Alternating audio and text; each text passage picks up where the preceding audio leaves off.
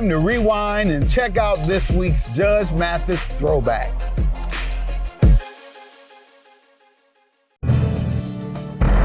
Plaintiff Shanice Christopher says she and the defendant were really good friends until the defendant started dating a 40-year-old drug dealer.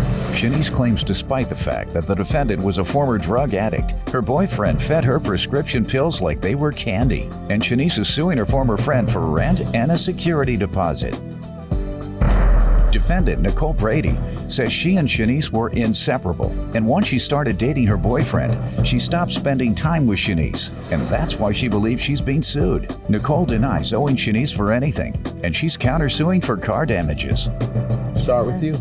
Okay, so just to give you a little background of how we came to this position, Nicole and I were really good friends until she got involved with the 40-year-old drug dealer. That's when this all happened. Can I interrupt?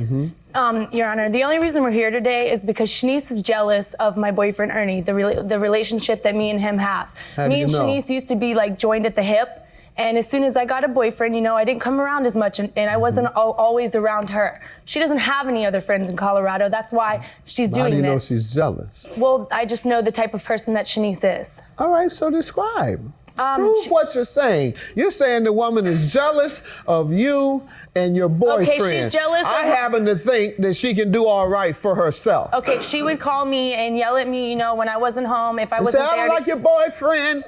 He's too good looking, or he's you're whatever, and therefore, what did she say about your boyfriend? She doesn't like him. She hasn't liked him since the day she met him, before she even knew him. What has she said about him? She says that exactly what you just heard. She says he's a drug dealer, that he's a 40-year-old man who has done nothing with That doesn't sound like jealousy. That sounds like concern for her friend. But it's not the truth. Go ahead. Okay. Oh, it's not true? No, it's not the truth. Well, ma'am, you proved to me that what you say is true about her boyfriend. I have a witness statement from my mother who came in July who witnessed the drug activity. She used to buy from me? What? I mean, how do you know? How does she know? I actually have two. No, I'm just making you all prove your point. That's all.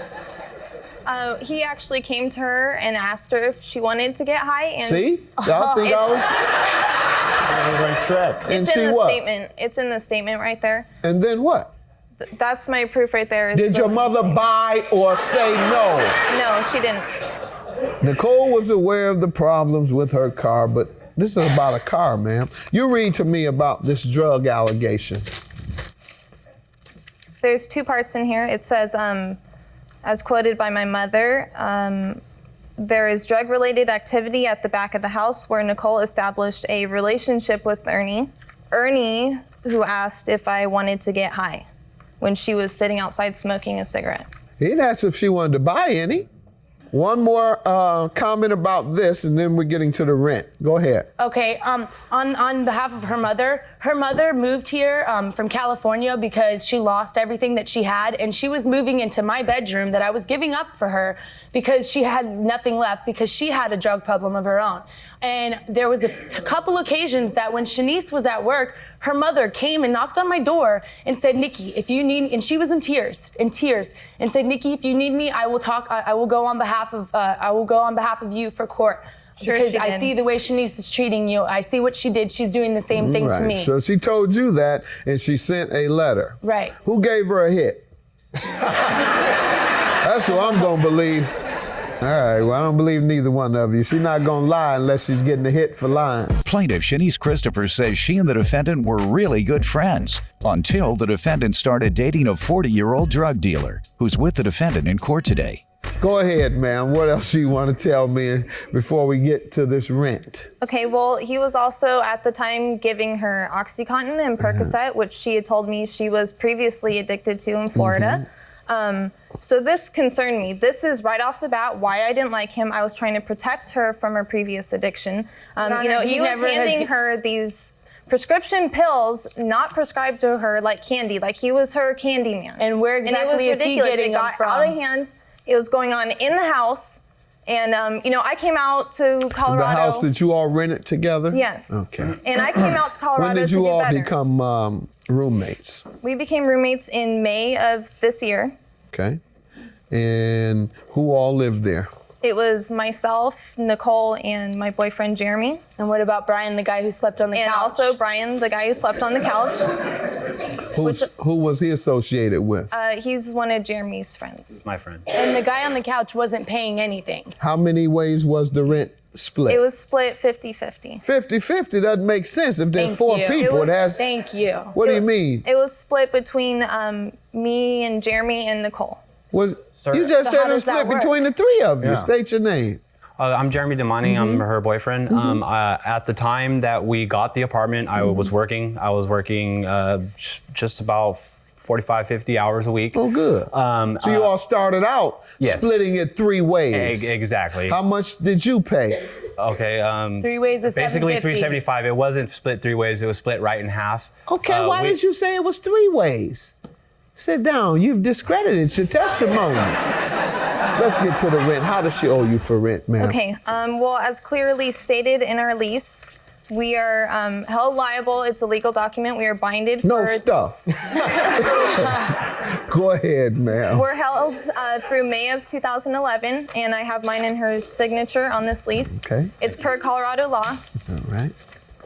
And you know what had happened was she started paying at her own leisure. She wouldn't pay on time. She would pay towards the end of the month. Yet she had What are money. you over there nodding his head about? You got a lot of nerve. You in the bedroom, your boy on the couch. You all got her paying half, and you over there, yep. Go ahead, ma'am. So how many payments did she miss? She paid for May and June. She paid the $375 each month. She failed to pay $375 for the month of July. Correct. She didn't pay the total amount. And I actually have How a much paper. did she pay for July? She paid $171. Okay, so Before what she is her left. balance for July? It'd be $204. Okay, and what about the security deposit? Security deposit, she paid $200. All right, and you paid the landlord the full amount of the deposit. I gave, what do you mean? God have mercy. Ma'am, let me hear from you. The agreement was that me, Shanice, and Jeremy were going to be splitting the bills 3 ways. That's not true. So, That's what he was saying at first. right, exactly. But then he right. changed it. So when we get once So we I'm have, inclined to believe you. okay. You didn't change your story. Okay, so once we have we have the house now, and she paid her part of the deposit. The deposit we only put down was she put down $250. I didn't have money at the time for the deposit because I was just starting my new job. The $250 I ended up paying when I got my check. You paid her $250? Yeah, I paid everything to her, thinking When? she was When? May of 10. Okay, so you say you paid $250 to her. Right for And you the. say that's not true? That's not true. Where's the receipts? I have all the receipts Okay, for I don't Exactly. know where the receipt is. Why Okay, you asking me? Judge, the reason there's no you want to know from her where the receipts are. Yeah, where are the receipts And at? you- I have paid the you. receipts. Plaintiff Shanice Christopher says she and the defendant were really good friends until the defendant started dating a 40-year-old drug dealer who's with the defendant in court today. Did you ever receive a receipt from her for No, anything? sir. Never for anything. So those receipts you're showing is from whom? It's from me and Jeremy to our landlord. I have a letter here from my landlord, if you'd like to read it, proving that I've paid all my rent. Ma'am, what do you And say I was- about this letter? He told me that he was giving her this statement.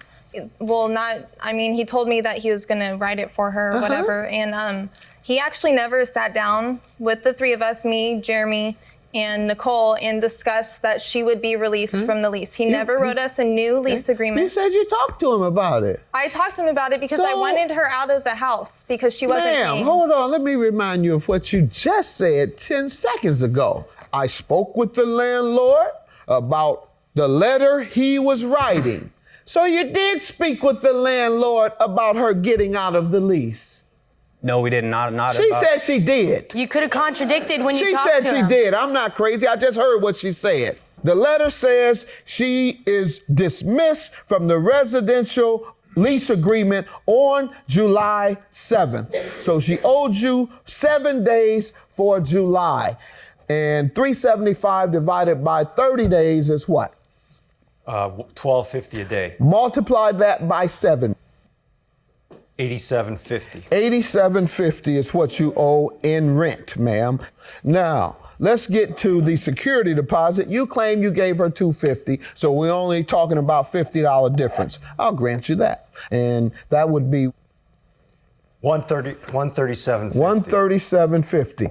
Ma'am, you're suing for car damages. How Yes, does she sir. owe you? Well, when Shanice and I were living together, her and Jeremy had an old truck. It was an old pickup truck, and I had a little Saturn. So Shanice worked like an hour and a half away. So I offered to let her use my car under the understanding that she knew she had to put water How and oil long did she in it. use it? She used it probably for at least a good month, every And single what day. happened to your car? Well, she drove it until the head gasket blew. It was overheating. She wasn't putting water or oil in it. All right. Jeremy You calls me. spoke to her, and what did she say? She didn't say anything. She She didn't just was apologize. quiet. Yes. Your Honor. Your Honor. I swear to God, she was quiet. All right. She Why didn't don't you say ask anything. her again? Why don't you put him out? Yeah. Get him out. He keeps interrupting. So ask Go her ahead. again. Uh-huh. Ask her again. Shanice, are you going to pay for the damages to my car? No, Since I you didn't had damage my your car. car. When did you use the car? I started using the car maybe in the end of June. Was it operating properly? Yes, it was. It was operating properly. It When had- you returned it to her, was there anything wrong? It had overheating problems when she had, upon receiving the car and upon me You said having it was operating fine, so make up your mind. It was still running, but it had problems. And you continued to drive it even though it had problems? Yes. Do you have the estimate for the repairs? I do. And here's How much is it? $1,000. $1,336.76 is your judgment, ma'am. You should have stopped driving that car when you received it and the radiator was overheating. You had a responsibility to either stop driving it or give it back. You don't drive someone's car if they give it to you and there's something already wrong with it. In fact, ma'am, I'm going to deduct some of the radiator. This radiator charge of $130 and the radiator cap for $5. How much is that? $1,202. Your judgment is $1,202. I'm not going to require her to pay for a radiator. I'll You gave it accept to that. her damaged. I'll accept However, that. she had the responsibility of knowing when a car is smoking and the radiator is having problems, you don't continue to drive it. That is negligence. Have a good day, folks. I think she's just jealous because I have a lot of friends that come over and she has no friends, so she's a lonely person. Sure. She's a lonely person. All so- your friends are drug addicts, dude. The Who only- are you to talk? Okay. Where's your proof? Where's yours? We recently spoke with defendant Nicole Brady, who told us that after their case was heard, plaintiff Shanice Christopher moved out of town. And although there's no bad blood between them, Nicole says they haven't spoken in years. Nicole also told us that since appearing on the show, she has had 3 children and is living a happy life. We tried reaching out to Shanice, but were unable to reach her. So Shanice, if you're watching, please give us a call.